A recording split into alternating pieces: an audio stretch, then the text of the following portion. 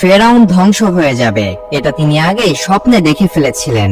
একদিন ফেরাউন স্বপ্নে দেখলেন একটি আগুন এসে মিশরের ঘরবাড়ি জ্বালিয়ে পুড়িয়ে দিচ্ছে, কিন্তু বনি ইসরায়েলদের কোনো কিছুই হচ্ছে না। এই স্বপ্ন দেখে ফেরাউনের ভয়ে ঘুম ভেঙে যায়। এরপর ফেরাউন দেশের বড় বড় জাদুকর ও জ্যোতিষীদেরকে ডেকে আনলেন এবং তাদের কাছে তার স্বপ্নের ব্যাখ্যা জানতে চাইলেন।